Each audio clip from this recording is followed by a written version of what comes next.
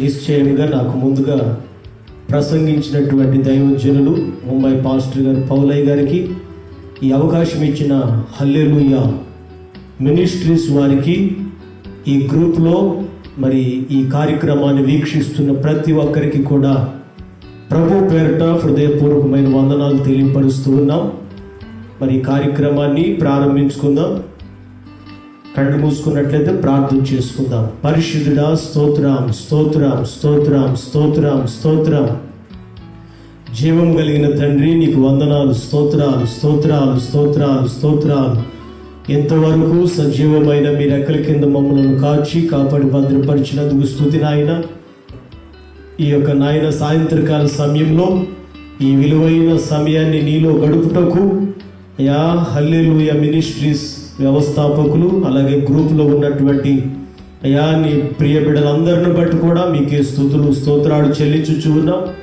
మరి ఈ కార్యక్రమాన్ని 2వ సెక్షన్గా ఈ దినమున ప్రారంభించుచు ఉండగా, ప్రారంభం మొదలుకొని ముగింపు వరకు నీవు అధ్యక్షుడు అయి ఉండి మీ నామానికి మహిమార్థంగా జరిగించమని యేసు పరిశుద్ధ నామములో నీ ఆత్మ నడిపింపుకు అప్పగించుకొని ప్రార్థించి వేడుచున్నాం తండ్రి.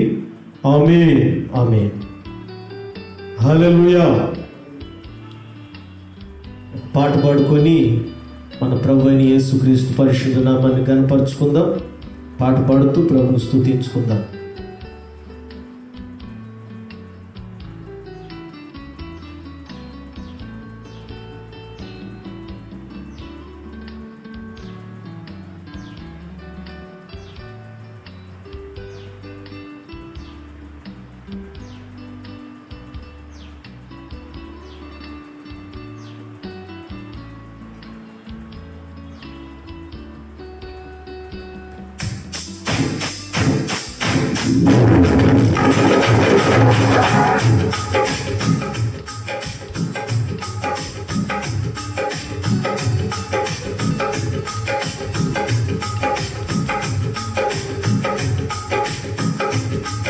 మహాగణుడవు, మహోన్నతుడవు, పరిశుద్ధ స్థలములోనే నివసించువాడవు. మహాగణుడవు, మహోన్నతుడవు, పరిశుద్ధ స్థలములోనే నివసించువాడవు. కృపా సత్య సంపూర్ణమై మా మధ్యలో నివసించుట న్యాయమా? నన్ను పరిశుద్ధ పరచుటే నీ ధర్మమా? కృపా సత్య సంపూర్ణమై మా మధ్యలో నివసించుట న్యాయమా? నన్ను పరిశుద్ధ పరచుటే నీ ధర్మమా? మహాగణుడవు, మహోన్నతుడవు, పరిశుద్ధ స్థలములోనే నివసించువాడవు. వినయము గల వారిని తగిన సమయములో హెచ్చించువాడవని. వినయము గల వారిని తగిన సమయములో హెచ్చించువాడవని. నీవు వాడు పాత్రనై నేను నుటకై నిలిచియును పవిత్రతతో. నీవు వాడు పాత్రనై నేను నుటకై నిలిచియును పవిత్రతతో. హల్లెలూయా యేసయ్యా నీకే స్తోత్రమయా. హల్లెలూయా యేసయ్యా నీకే స్తోత్రమయా. మహాగణుడవు, మహోన్నతుడవు, పరిశుద్ధ స్థలములోనే నివసించువాడవు. మహాగణుడవు, మహోన్నతుడవు, పరిశుద్ధ స్థలములోనే నివసించువాడవు. దీన మనసు గల వారికే సమృద్ధిగా కృపను దయచేయువాడవని. దీన మనసు గల వారికే సమృద్ధిగా కృపను దయచేయువాడవని. నీ సముఖములో సజీవ సాక్షినై కాపాడుకోదును మెలకువతో. నీ సముఖములో సజీవ సాక్షినై కాపాడుకోదును మెలకువతో. హల్లెలూయా యేసయ్యా నీకే స్తోత్రమయా. హల్లెలూయా యేసయ్యా నీకే స్తోత్రమయా. మహాగణుడవు మహోన్నతుడవు పరిశుద్ధ స్థలములోనే నివసించువాడవు.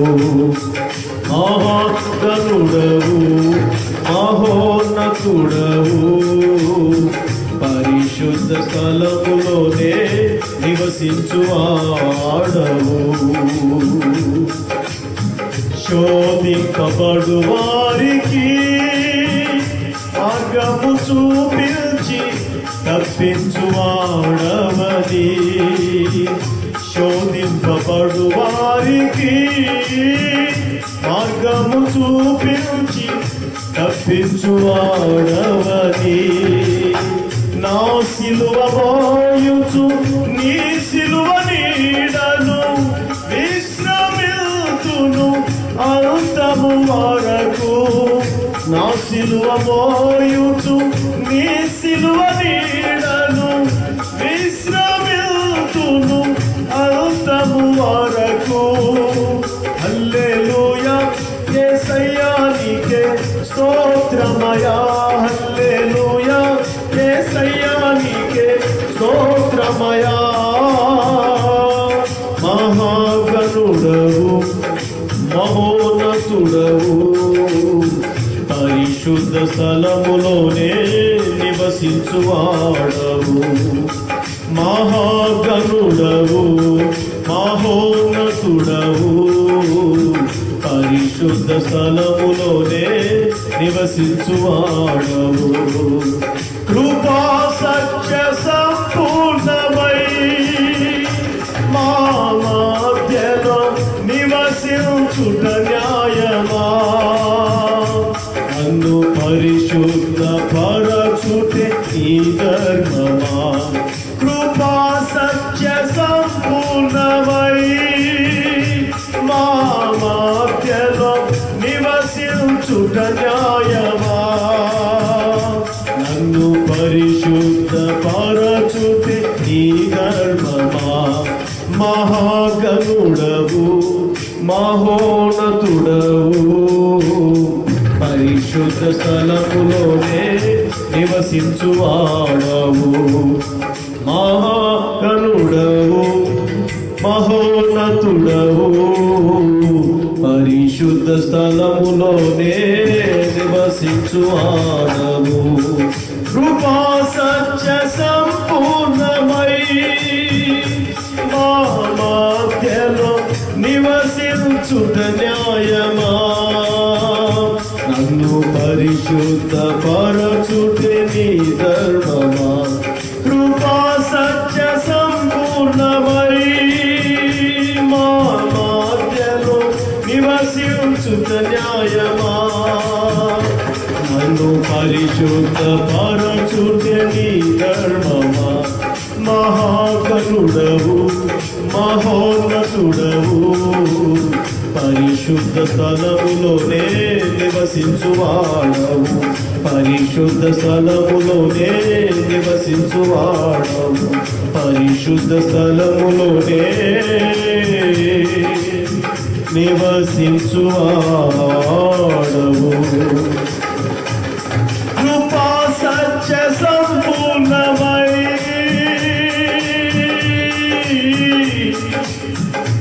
యేసయ్యా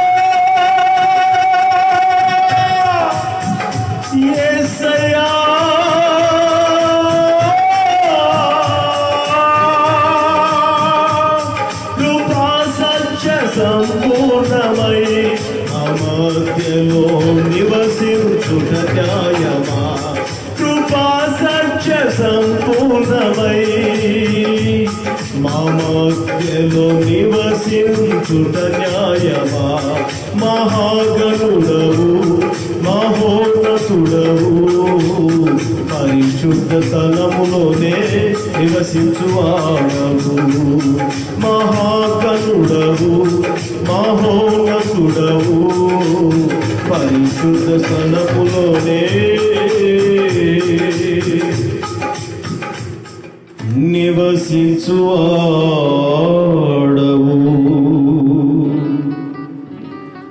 కృపా సత్య సంపూర్ణమై యేసయ్యా మా మధ్యలో నీవు నివసించుట న్యాయమా మా మధ్యలో నీవు నివసించుట న్యాయమా. Praise the Lord. Hallelujah hallelujah. చిన్న ప్రార్థన చేసుకొని దేవుని వర్తమానంలోకి వెళదాం. మహాగణుడా మహోన్నతుడా, ఈ సాయంత్రకాల సమయంలో నీ సన్నిధానంలో కూడుకొని ఈ రీతిగా ఈ కార్యక్రమాన్ని ప్రభువా కొనసాగించుటకు నీ దాసుల ద్వారా నీవు చేసినటువంటి మేలులను బట్టి నిన్ను స్తుతించుచూ ఉన్నావు. ఎంతైనా నీవు నమ్మదగిన దేవుడవు, ఊహకు మించి కార్యాలు చేసే గొప్ప దేవుడవు నాయన. ఈ దినమును జరుగుతున్నటువంటి కార్యక్రమాన్ని నీ చేతులకి ఆత్మ నడిపింపుకు అప్పగించుకుంటూ ఉండగా సమస్తము నీ ఆధ్వర్యంలో మేలుకరముగా మహిమకరంగా జరిగించమని ప్రార్థించుచు యేసు పరిశుద్ధ నామములో వేడుచున్నాం తండ్రి, ఆమేన్. Praise the lord. మన ప్రభు అయిన యేసుక్రీస్తు పరిశుద్ధ నామములో ఈ కార్యక్రమాన్ని వీక్షిస్తున్నటువంటి దేవుని ప్రజలు బిడ్డలైన మీ అందరికీ హృదయపూర్వకమైన వందనాలు తెలియపరుస్తూ ఉన్నాం. నాకు ముందుగా దైవజనులు, ముంబైలో సేవ చేస్తున్నటువంటి దైవ సేవకులు, మరి పాస్టర్ పౌల్ గారు కార్యక్రమాన్ని చేపట్టి ప్రభు నామాన్ని మహిమకరముగా నడిపించారు. దేవుడు ఆ ముందు కార్యక్రమంలో తోడై ఉన్నందుకు దేవునికే మహిమ కలుగును గాక. ఈ రెండవ సెక్షన్లో మరి ఇవ్వబడిన సమయాన్ని బట్టి ఒక వాక్యాన్ని ధ్యానం చేసుకుందాం. దినవృత్తాంతాల 2వ గ్రంథం రాయబడినటువంటి దినవృత్తాంతముల 2వ గ్రంథం 7వ అధ్యాయం 14వ వాక్యాన్ని చదువుతాను. ఆ కార్యక్రమాన్ని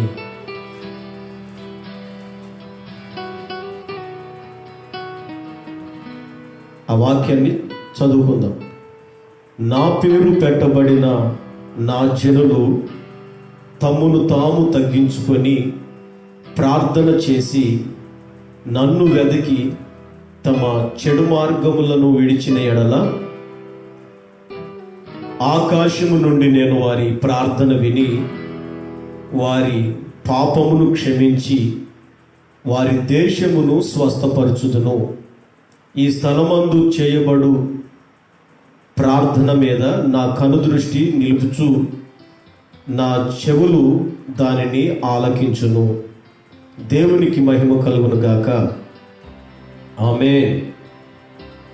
ఇక్కడ రాయబడినటువంటి వాక్యంలో నా పేరు పెట్టబడిన నా జనులు,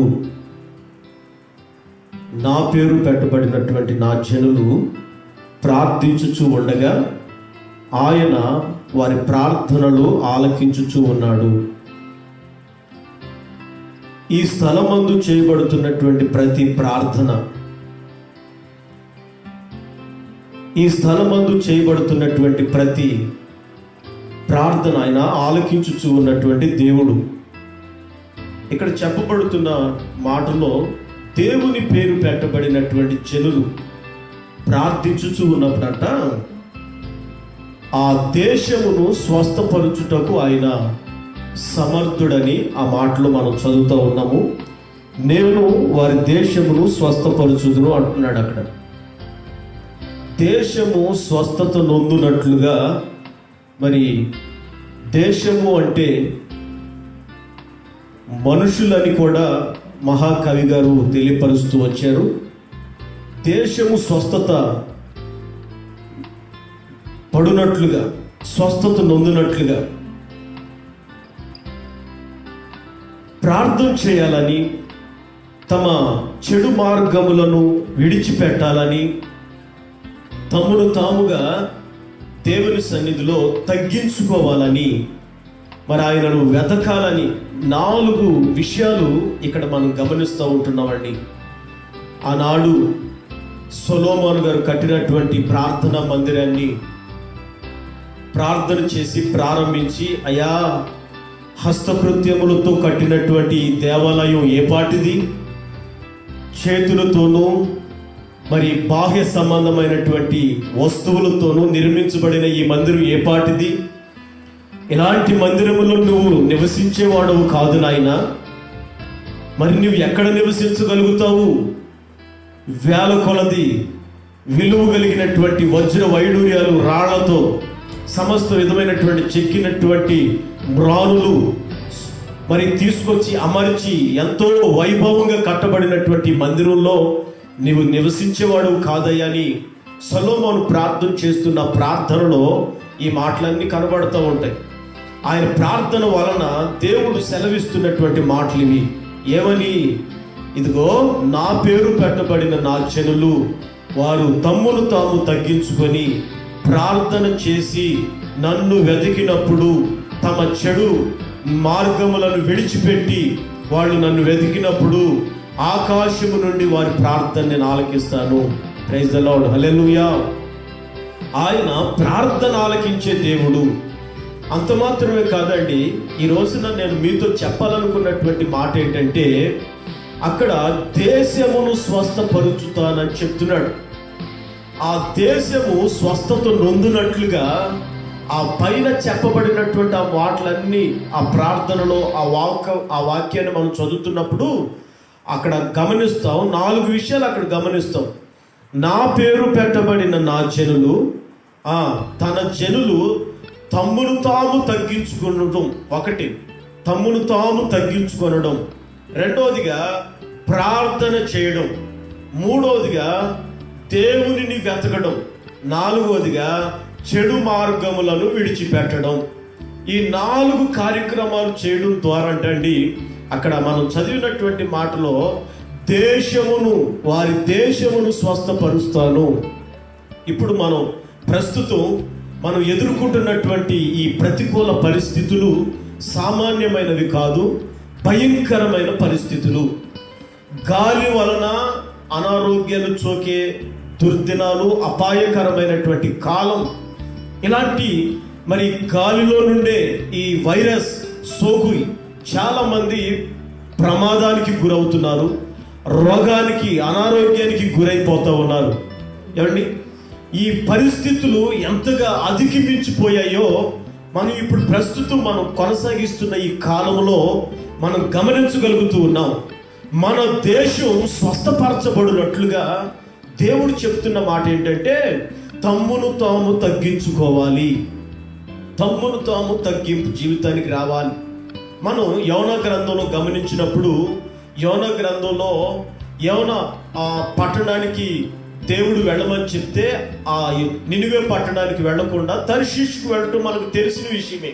కానీ దేవుడు తన దాసుని ఒక పట్టణానికి తీసుకువెళ్ళి ఆ పట్టణంలో ఉన్న ప్రజలకి ఒక హెచ్చరిక, ఒక ప్రవచనాత్మకమైనటువంటి జరగబోయే సంగతులు తన దైవజనుడు ద్వారా తమ్మును తాము తగ్గించుకొని వాళ్ళు ఉన్నట్లుగా మరి వాక్యం తెలియపరచబడుతుంది. నినివే పట్టణానికి యోనా వెళ్ళినప్పుడు ఆ నినివే పట్టణంలో చాలా భయంకరమైనటువంటి వ్యతిరేక పరిస్థితులు అక్కడ ఎదుర్కోవడం జరుగుతూ ఉంది. అంత మాత్రమే కాకుండా యోన మరి ఆ పట్టణంలో ఉన్నటువంటి 4 దిక్కులకి విరామం లేకోకుండా దేవుడు చేయబోతున్నటువంటి కార్యం ఏమిటో విరామం లేకుండా ప్రకటించాడు. ప్రకటన విననటువంటి ఆ యొక్క దేశపు ప్రజలు మనం గమనిస్తూ ఉంటాం. రాజుగారితో సహితం తమ రాజవస్త్రాలను తీసి మరి వాళ్ళు గోనె పట్ట కట్టుకున్నట్లు, బూడిదలో కూర్చున్నట్లు, అలాగే పిల్లలేమి పెద్దలేమి మరి పశువులేమి అందరూ సరిగ్గా 3 దినాలు మంచినీళ్లు కూడా తాక్కోకుండా వాళ్ళు ఏ విధంగా ప్రభు దగ్గరికి మరి తమ్మును తాము తగ్గించుకొని వచ్చారో మనకు అక్కడికి అర్థమవుతూ ఉందండి. తమ్మును తాము తగ్గించుకొని వచ్చారు. తగ్గించుకొని 3 దినముల పాటు మా దేశం రక్షింపబడాలి, మా దేశం మీదకి రానున్న ఉగ్రత అరికట్టబడాలి, మా దేశం నాశనం అవడానికి వీలు లేదు, మా దేశం ఉగ్రత పాలవడానికి మేము ఒప్పుకోము అనని దేవుని యొక్క సమక్షంలో వాళ్ళు ఇంచుమించు మనకి కొన్ని పర్యాయ పదాలు ఉన్నట్లుగా అదేంటంటే నిరాహార దీక్షలాగా ఉపవాసం ఉండి మాకు న్యాయం కావాలి, మాకు ఈ దోషము నుంచి ఈ ఉగ్రత నుంచి తప్పించబడాలి అనని తమ్మును తాముగా ప్రతిష్ఠించుకున్నారు. తమ్మును తాముగా ఉపవాసానికి ప్రతిష్ఠించుకున్నారు. ప్రతిష్ఠించబడడం మాత్రమే కాకుండానండి వాళ్ళు అక్కడ ఉపవాసం ఉండి ప్రార్థన చేశారు.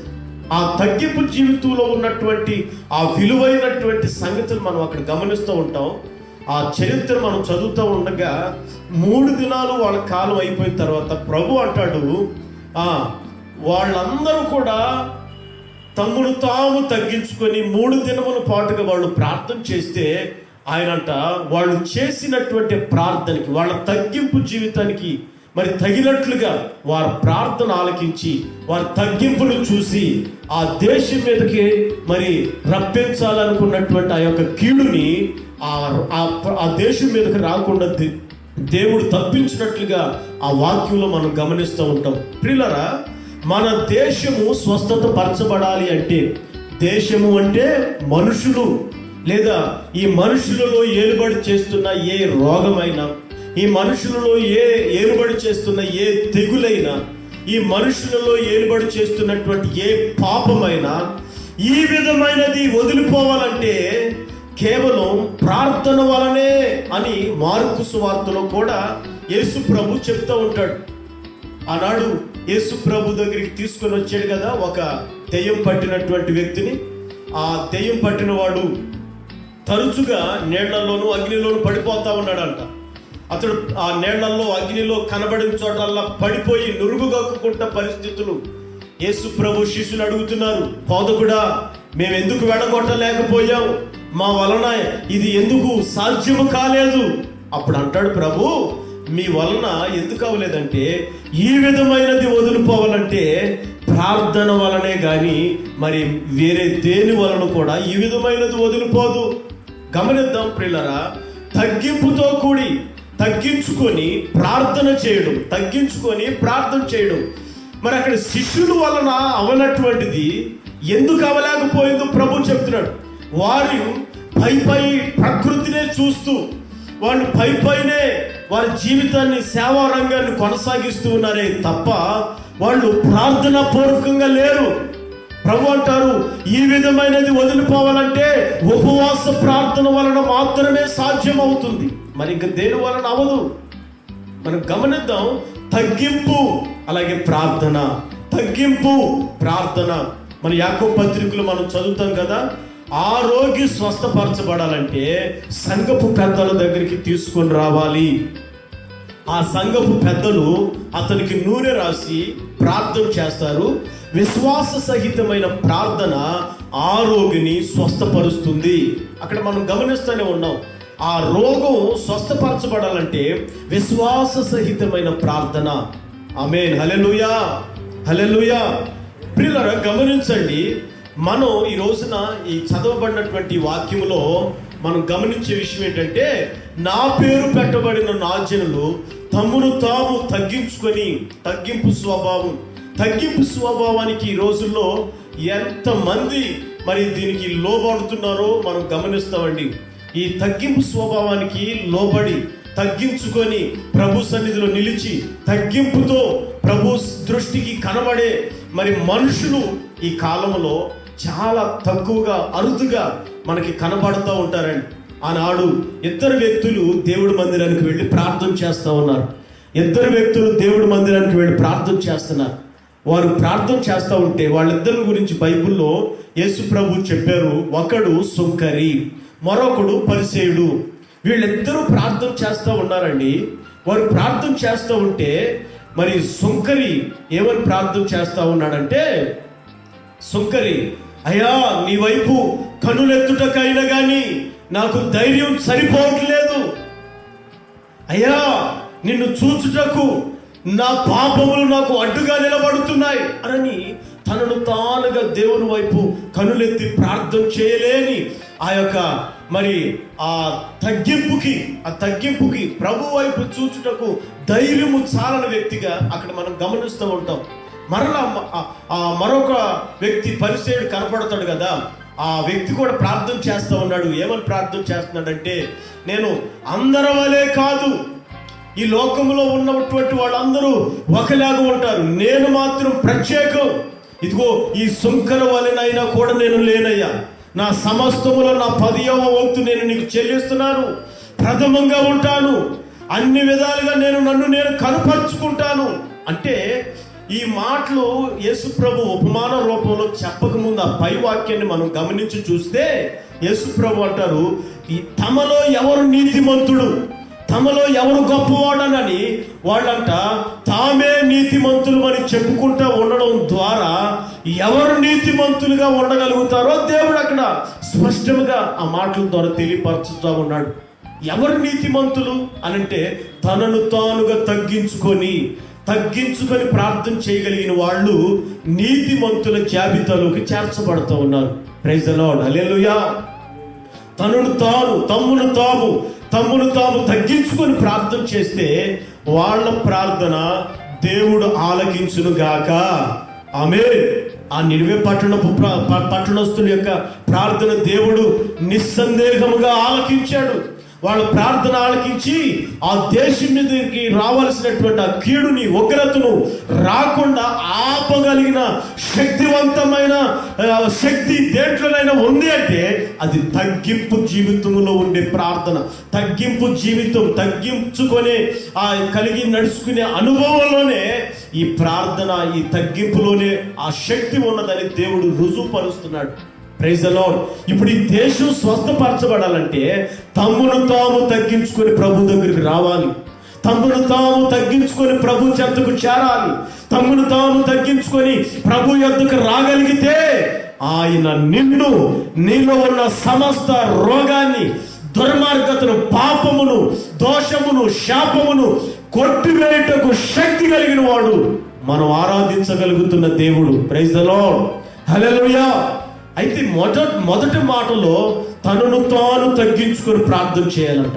అప్పుడు దేశముకు స్వస్థత కలుగుతుంది. తగ్గింపుతో ప్రార్థన చేసే అనుభవానికి రావాలి. రెండోదిగా మనం గమనించాం, ప్రార్థన ఒకటి తగ్గించుకోవాలి, రెండోదిగా ప్రార్థన చేయాలంట. ప్రార్థన అనేది లేకుండా, ప్రార్థనా జీవితం లేకుండా ఏ ఒక్కరు కూడా దైవ సంబంధమైన ఆశీర్వాదాలు పొందుకోలేరండి. ప్రార్థనయే మనకి ఆయుధం. ప్రార్థనే మనకి కార్యం జరిగిస్తుంది. ప్రార్థన వలన మాత్రమే ఏదైనా సాధ్యపరచబడుతుందండి. ప్రార్థన లేకుండా ఏది కూడా ప్రభు కార్యం చేయటం అనేది అసాధ్యం.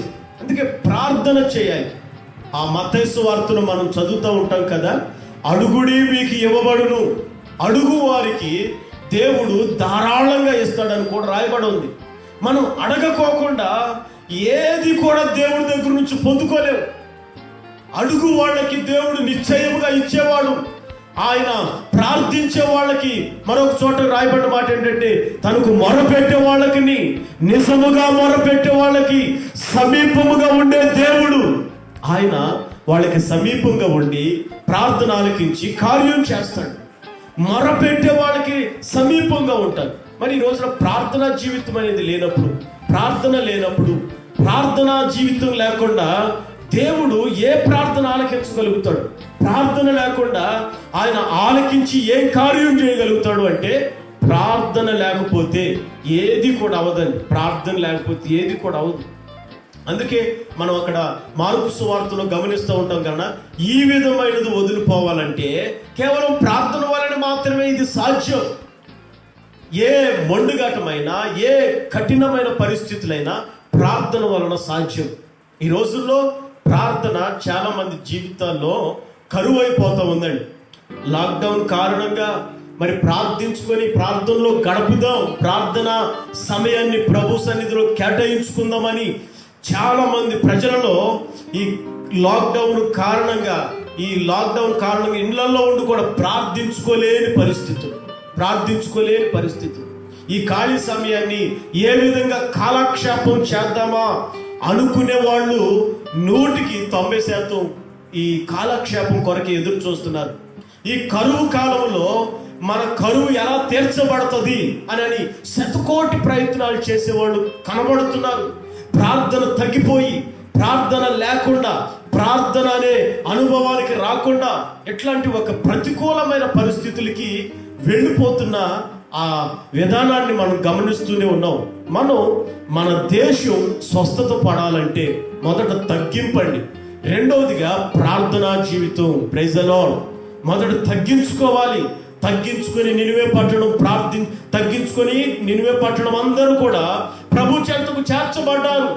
ఆ తగ్గింపు స్వభావాన్ని బట్టే ఆ 16 లక్షల మంది ప్రజల్ని ప్రభు నాశనం చేయకోకుండా రక్షించినట్లుగా గమనిస్తున్నాం. మరలా ఈ సొదొమ పట్టణాన్ని గమనించినప్పుడు వాళ్ళలో తగ్గింపు లేదు.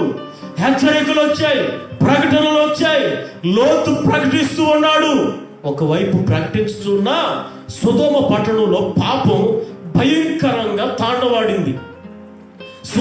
ఈ సొదొమ పట్టణం యొక్క పరిస్థితులు ఎట్లా ఉంటే, ఆదాము గారి కాలంలో నోవాహు సమయంలో నోవాహు కూడా దేవుడు తెలియపరిచినట్లుగా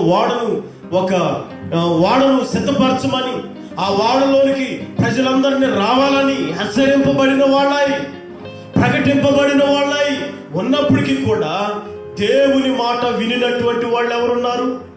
తగ్గించుకొని ప్రభు దగ్గరకు వచ్చిన వాళ్ళు ఎవరున్నారు? ఏ పరిస్థితులు అక్కడ లేరు కనుకనే వాళ్ళకి ముప్పు వచ్చింది, దాంట్లో ఆహుతైపోయారండి. ఈ రోజున తనను తాను తగ్గించుకొని ప్రార్థన చేశారండి. మందిరంలో 2 సహోదరులు, వాళ్ళ తగ్గింపు ప్రార్థన, ఇద్దరిలో ఎవరిని దేవుడు నీతిమంతుడిగా ఎంచాడంటే సుంకరిని దేవుడు నీతిమంతుడిగా ఎంచుతా వచ్చాడు. ఆ తగ్గింపు అలా ఉన్నది. మరి రెండోదిగా ప్రార్థన చేయాలండి. ప్రార్థన వలనే ఏదైనా సాధ్యం అవుతుందంట. ప్రార్థన లేకుండా ఏది కూడా దేవుని వద్ద నుంచి మనం పొందుకోలేం. మనం చదువుతున్నటువంటి ఇదే వాక్యంలో 2వ దినవృత్తాంతాలు 7:14లోనే ఏమని రాయబడి ఉందంటే, అదిగో నేను వారి ఆకాశము నుండి నేను వారి ప్రార్థన విని. చూసారా, మనం ప్రార్థన చేస్తేనే ఆయన ప్రార్థన వింటాడు. ప్రార్థన చేయకోకుండా దేవుడు ఏమాత్రం కూడా ప్రార్థన ఆలకించే అవకాశాలు అక్కడ లేవండి. మనం చేస్తేనే వింటాడు. ప్రార్థన చేయకోకుండా చాలా మంది పాస్టర్ గారికి బాధ్యత అప్పచెప్తారు. ఏమండి, మీరు మా కొరకు ప్రార్థన చేయండి, మేము మాత్రం మా పనుల్లో మేము ఉంటాం. ప్రార్థనకు రాలేదేంటండి అని అడిగితే మాకు ఎక్కడ కుదురుతుందండి. ఒకవైపు లాక్డౌనా, ఒకవైపు పిల్లలు గల కుటుంబం, వారిని పోషించుకోవాలంటే ఖాళీగా ఉంటే ఎలాగండి, ఏదో ఒకటి చేసుకోవాలి అంటే ప్రార్థన లేకుండా తమంతటికి తాముగా ఏదో చేయాలి, తమంతటికి తాముగా ఏదో సాధించాలని బైబిల్లో మనం కీర్తనల గ్రంథంలో చదువుతూ ఉంటాం. ఏమనంటే యెహోవా లేకుండా ప్రయాస పడే వాళ్ళ ప్రయాస అంతా కూడా వ్యర్థమవుతుంది అని మనం అక్కడ గమనిస్తూ ఉంటాం. యెహోవా లేకుండా ఒకళ్ళ ప్రయాస అంతా కూడా వృధానే. యెహోవా లేకుండా వాళ్ళ ప్రయాస అంతా కూడా ఏమవుతుందంటే నిశ్చయముగా అది నిష్ప్రయోజనకరముగా మార్చబడిపోతా ఉంది.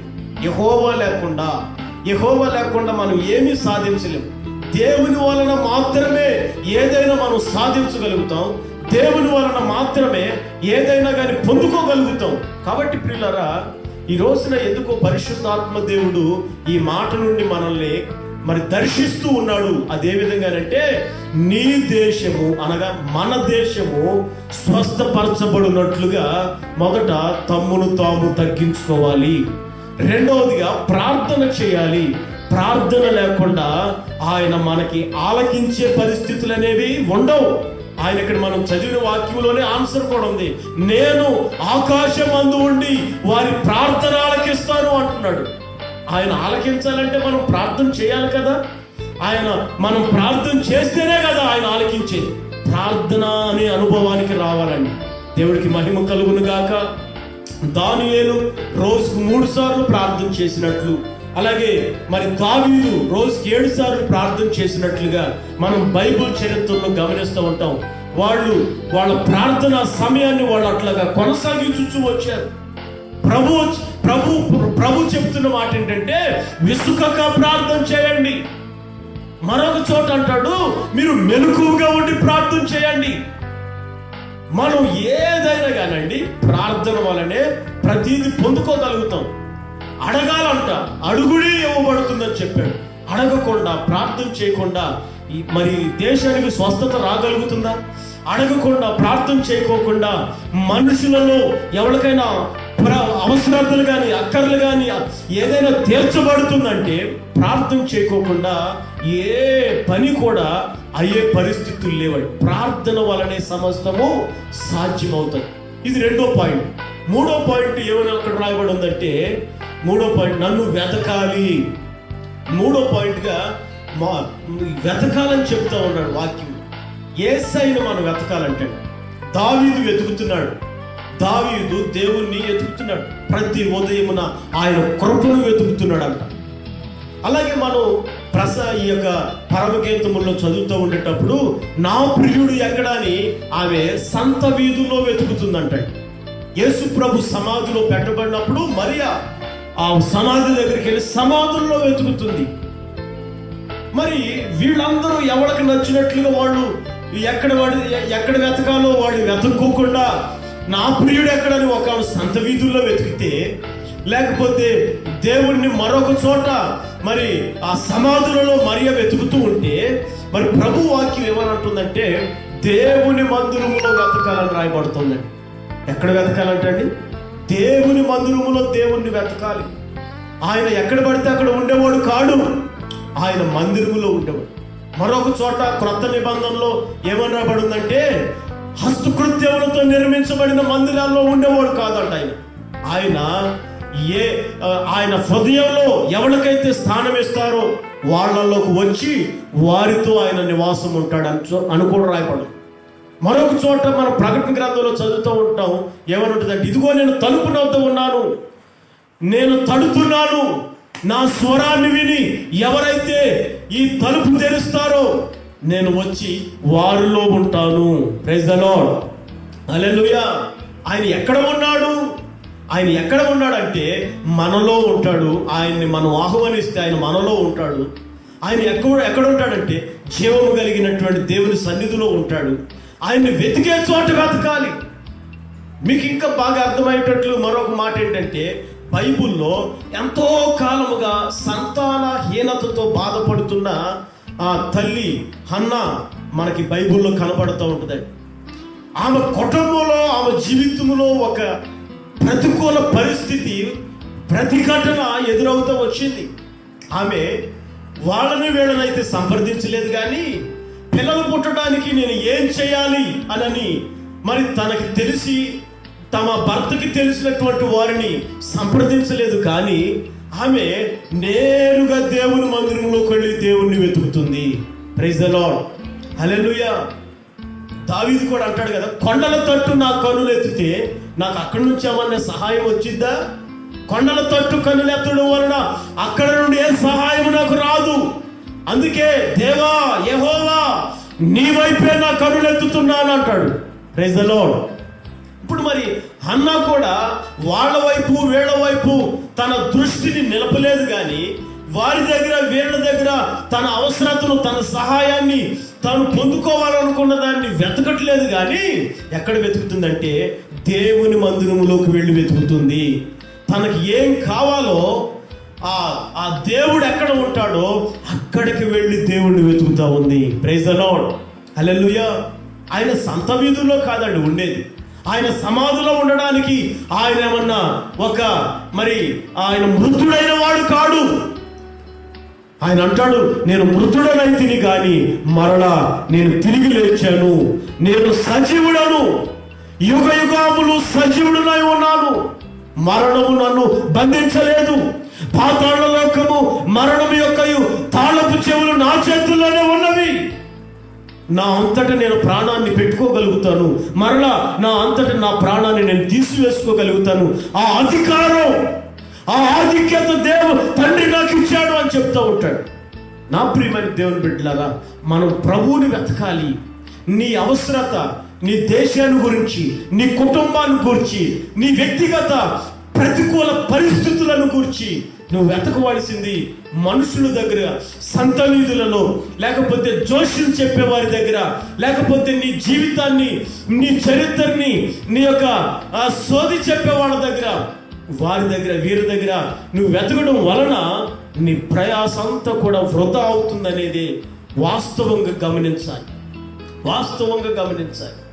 మనం వెతకవలసింది ఆయన మందిరములో. ప్రైజ్ ది లార్డ్, హల్లెలూయా. 3వ పాయింట్గా ఆయన మందిరములో మనం వెతికినప్పుడు, ఆయన సన్నిధిలో మనం వెతికినప్పుడు, ప్రైజ్ ది లార్డ్, ఆయన సన్నిధి, ఆయన మందిరం రెండు వేరు. సన్నిధి అంటే 2-3గా మనం ఇంట్లో ఉండి కూడుకొని ప్రార్థన చేసుకునేది కూడా సన్నిధేనండి. రెండోది మందిరంలో కూడుకొని ప్రార్థన చేసుకుంటాం, అది సన్నిధి. ఎక్కడ ప్రభు పేరట కూడుకుంటామో అది సన్నిధి. మందిరం వేరు, సన్నిధి వేరు. ఆయన సన్నిధిని ఉన్న వాళ్ళకి ఆయన అక్కడ ఉంటాడు. ఆయన ఉన్న చోట మనం వెతకాలి. Praise the Lord. మనం కూడుకొని ప్రార్థించే చోట ఆయన్ని వెతకాలి. అక్కడ వెతికితే ఆయన దొరుకుతాడు. అప్పుడు మన అవసరం, మన అక్కర సమస్తం ఆయన తీర్చును గాక. ఆమేన్. చివరిగా అక్కడ రాయబడిన మాట ఏంటంటే, తమ చెడు మార్గములను విడిచిన ఎడల, చివరి మాట, తమ చెడు మార్గములను విడిచిన ఎడల. 4వ మాట, అది చెడు మార్గాలను విడవాలంటాడు. ఎవరు ఈ చెడు మార్గాలను మనకి విడిచినట్లుగా బైబిల్లో ఎవరైనా కనపడుతున్నారా అంటే, మనం ఒక తండ్రికి 2 కుమారులు ఉన్నారు బైబిల్లో, లోక సువార్తలో. ఆ 2 కుమారులలో ఒక కుమారుడు చిన్నవాడు సహవాసాలు బట్టి తండ్రి దగ్గర తన ఆస్తి తనకి కావాలని అడిగి ఆ ఆస్తిని తీసుకొని దేశాంతరం పోయి తన ఆస్తి అంతటిని కూడా మనం గమనిస్తే, ఆ బైబిల్లో వాక్యంలో గమనిస్తే ఏమని ఉంటుందంటే, తాను తీసుకొని వెళ్ళినటువంటి ఆస్తి అంతా దుర్వ్యాపారాలలో పెట్టుబడి పెట్టాడు అని రాయబడి ఉంది. దుర్వ్యాపారము, మద్యపానము, లేకపోతే పాపము, వ్యభిచారము, రకరకాల పాపయుక్తమైనవి, దేవునికి విరుద్ధమైనటువంటి వ్యాపారాలలో చేయగలిపాడు. ఆ వ్యాపారాల్లో చేయగలపడం వలన తనకున్నటువంటి సొమ్మంతా కూడా ఏమైపోయిందంటే, అది ఆయన తీసుకువెళ్ళి ప్రారంభించిన కొద్ది దినాల్లోనే తన చేతుల్లో నుంచి అది కనుమరుగైపోయింది. ఏ ఆస్తి నా దగ్గర ఉందనుకున్నాడో ఆ ఆస్తి ఉన్నంత కాలం తాను ఎట్లాగైనా కానీ ఏదో ఒక విధంగా ఎదగాలనుకొని ఎన్నో ప్రయత్నాలు, ఎన్నో అడ్డదారులు తొక్కి, దేవుడేమో అడ్డదారులు మానాలంటాడు, దేవుడేమో చెడు మార్గాలు మానాలంటే, ఈ కుమారుడు చెడు మార్గాలు తొక్కి, చెడు మార్గాల్లో అడుగుపెట్టి ఆ మార్గాలలో నుండే సంపాదించుకోవాలని ఒక దురాలోచన, తన దురాలోచన, దురాశ దుఃఖానికి చేటు అన్నట్లుగా తన దురాలోచన ఏం చేసిందంటే, తన చేతిలో ఉన్నదంతా కూడా అతడు దాన్ని పోగొట్టుకునే పరిస్థితులు. డబ్బున్నప్పుడు, ఆస్తున్నప్పుడు అందరూ చేరిన వాళ్ళందరూ కూడా తన అవసరాల్లో ఆదుకోలేని పరిస్థితులు. కానీ అక్కడ మనం గమనిస్తాం, తన చెడుతనాన్ని మానుకున్నాడు అంటాడు. ఆ పందులు పెట్టి తినే దరిద్రపు పరిస్థితికి వెళ్ళిపోయాడు. అప్పుడు చెడుతనాన్ని మానుకున్నాడు. ఏమనుకున్నాడంటే, నా తండ్రి దగ్గరికి నేను వెళ్ళాలి, నా తండ్రి దగ్గరికి వెళ్ళి అక్కడ నాకు సమృద్ధి ఉంది, అక్కడ నేను నా తండ్రి దగ్గర పని చేసుకుని అయినా ఒక దాసుడిలాగా బ్రతికి వేయగలుగుతాను. ఆ మాటను మనం గమనిస్తూ ఉంటే ఒక మనిషికి ఎంత మార్పు వస్తేనో దాసుడిగా నేను బ్రతకాలనే ఆలోచన వస్తుందండి. నన్ను ఇక కొట్టినా తిట్టినా అక్కడే ఉంటే నాకు అంత ఆప్యాయత దొరుకుతుంది, అంత ముద్ద దొరుకుతుంది, బ్రతికితే చాలు. కానీ నేను దాసుడిగా ఉంటాను. దాసత్వానికి వచ్చేసాడండి, తండ్రి దగ్గర దాసత్వానికి వచ్చాడు. అందుకే బైబిల్లో పత్రికల్లో కూడా అపోస్తలులు రాస్తారు కదా, ఇప్పుడు వరకు మీరు పాపమునకు దాసులై ఉన్నారు, ధర్మశాస్త్రానికి దాసులై ఉన్నారు, అందులో నుంచి మీరు వేరవ్వండి, ఇప్పుడు నీతికి మీరు దాసులు అవ్వాలి. ఆమేన్, హల్లెలూయా. ఇప్పుడు మీరు నీతికి దాసులు అవ్వాలి. ఇప్పుడు వరకు ఉన్న కొంతమంది అప్పులకు దాసులు అయిపోయారు, మరి కొంతమంది పాపం వలన పాపానికి దాసులు అయిపోయారు. ఆ దాసత్వంలో నుంచి వేరై ఇప్పుడు మీ నీతిమంతుడైన యేసుక్రీస్తుకి మీరు దాసులు అవ్వగలిగితే దేవుడు చెప్తున్న మాట, నేను ఆకాశమందుండి వాళ్ళ ప్రార్థన ఆలకిస్తాను. ఆలకించడం మాత్రమే కాదంటండి, ఆయన వారి దేశమును స్వస్థపరుస్తాను అని చెప్తున్నాడు. గట్టిగా ఆమేన్ చెప్తాం. ఆమేన్, హల్లెలూయా. ఆయన ఆ దేశమును స్వస్థపరిచేవాడు, మన దేశమును స్వస్థపరిచేవాడు. ఈ ప్రపంచములో ఈ లైవ్ కార్యక్రమం ద్వారా వీక్షిస్తున్న దేవుని బిడలారా, నీకు స్వస్థత కలగాలంటే, శీఘ్రముగా నీకు స్వస్థత కలగాలంటే తగ్గింపులోకి రావాలి, ప్రార్థనా జీవితానికి రావాలి, దేవునిని వెతకాలి. 4వదిగా నీవు చెడు మార్గములను విడిచిపెట్టాలి. ఎప్పుడైతే ఈ మార్గములను విడిచిపెడతావో దేవుడు నిన్ను ఆయన మన ప్రార్థనలు ఆలకించి మన దేశమును స్వస్థపరచును గాక. ఆమేన్, ఆమేన్, ఆమేన్. బైబిల్లో మనం గమనిస్తూ ఉంటామండి, ఈ స్వస్థత ఎందుకు లేదు, ఈ స్వస్థత లేకపోవటానికి గల కారణాలు ఏంటి, ఈ రోగాలు ఎందుకు వస్తాయి, ఈ దరిద్రత, ఈ చిక్కులు, ఈ చికాకులు, లేకపోతే భయంకరమైన తెగుళ్ళు, ఉగ్రతలు ఒక దేశం మీదకి ఎందుకు రావాల్సి ఉన్నది అని అంటే, మన ఆ విషయాన్ని యెషయా గ్రంథం 1వ అధ్యాయంలో మనం చదువుతూ ఉంటే అక్కడ ఏమని రాయబడి ఉందంటే, 1వ అధ్యాయంలో 4 నుంచి చదువుతున్నాను. పాపిష్టి జనమా, దోషభరితమైన ప్రజలారా, దుష్ట సంతానమా, చెరుపు చేయు పిల్లలారా, మీకు శ్రమ. వారు యెహోవాను విసర్జించి ఉన్నారు, ఇశ్రాయేలు యొక్క పరిశుద్ధ దేవుణ్ణి దూషిస్తూ ఉన్నారు, ఆయనను విడిచి తొలగిపోయి ఉన్నారు, నిత్యము తిరుగుబాటు చేయించు. మీరెలా ఇంకను కొట్టబడుదురు? ప్రతి వాడును నడినెత్తిని వ్యాధి కలిగి ఉన్నాడు, ప్రతి వాడి గుండె బలహీనమై ఉన్నది, అరికాలు మొదలుకొని తల వరకు స్వస్థత కొంచెమైనను లేదు. ఎక్కడ చూచినా గాయములు, దెబ్బలు, పచ్చి పుండ్లు, అవి పిండబడలేదు, కట్టబడలేదు, తైలముతో మెత్తనది కూడా చేయబడలేదు.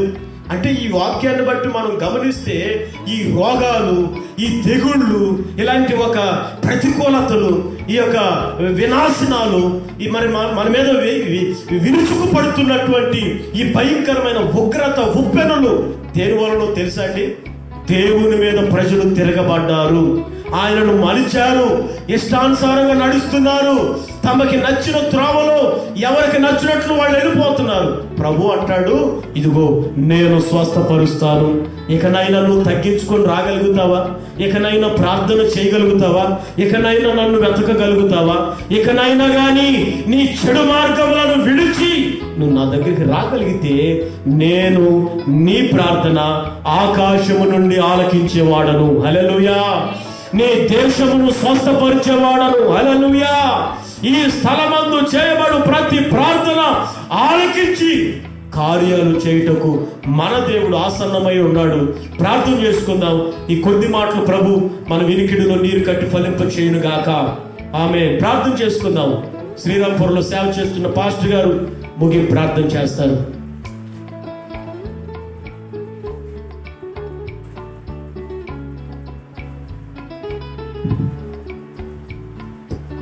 ప్రార్థన చేసుకుందాం. ప్రేమ నమ్మకం కలిగిన తండ్రి, నీ కొందనాలు స్తుతులు చెల్లిస్తూ ఉన్నారా. ఇదిగో మీ దాసుని మీరు నిలబెట్టి మీరు వాడుకున్న విధానం బట్టి తండ్రి నీకు స్తుతులు స్తోత్రం చెల్లిస్తున్నాం తండ్రి. ఇదిగో ప్రభా మమ్మల్ని తమ్ముడు నా పేరు పెట్టబడిన జనులు తమను తాము తగ్గించుకొని ప్రార్థన చేయాలని వెదకాలని ప్రభా మీరు మాట్లాడిన ప్రతి మాటను కొరకే నీకు వందనాలు చెల్లిస్తున్నాం. ప్రతి మాట నీరు కట్టి ప్రతి హృదయంలో ఫలింప చేయమని నీ సన్నిధిలో ప్రార్థన చేస్తూ ఉన్నాం మా ప్రభా. ఇదిగో తను వినబడిన ప్రతి చేస్తున్నామయ్యా ఆటంకాలని నామలు మీరు దూరపరిచి మా ప్రభా ప్రతి బిడ్డకి మంచి ఆరోగ్యాన్ని శక్తిని అనుగ్రహించండి. మా దేశానికి స్వస్థత కలిగించండి. మా గ్రామానికి మా రాష్ట్రానికి స్వస్థత కలిగించండి అయ్యా. మా ప్రియ బిడ్డలందరూ కూడా జ్ఞాపకం చేసుకుని సంపూర్ణమైన ఆరోగ్యాన్ని శక్తిని బలాన్ని అనుగ్రహించండి. మంచి ప్రార్థన శక్తితో నీ బిడ్డలందరినీ కూడా నింపు నడిపించమని నా తండ్రి నీ సొంత ప్రార్థన చేస్తున్నాను అయినా. ఒక్కసారి నీ కృపలో జ్ఞాపకం చేసుకుని సొంత ప్రార్థన చేస్తున్నాం. మీ చేతులుగా అప్పగిస్తున్నాం మా ప్రభా. నీవే కార్యాన్ని జరిగించి సమస్త ఘనత మహిమ ప్రభువును మీరు మాత్రమే పొందుకోమని నజరేయుడైన యేసు పరిశుద్ధ నామమున ప్రార్థించి వేడుకొనుచున్నాను పరమ తండ్రి. ఆమేన్ ఆమేన్. ప్రభు అయిన యేసుక్రీస్తు కృప, తండ్రి అయిన దేవుని ప్రేమ, పరిశుద్ధాత్మక సన్నిధి సముకు సహవాసం ఇప్పుడు ఎల్లప్పుడూ మనకును సకల పరిశుద్ధులకు ఈ కార్యక్రమాన్ని వీక్షిస్తున్న ప్రతి వారికి ఆయన మన ప్రార్థనలకి తగ్గింపు స్వభావం ప్రార్థన జీవితంలో ఆయనను వెతికేటట్లుగాను చెడు మార్గంలో విడిచేటట్లుగాను ఆయన త్రియేక దేవుని కృప సన్నిధి తోడుని నడిపించును గాక. Amen amen. Hallelujah. Praise the Lord. ప్రభు దీవించును గాక.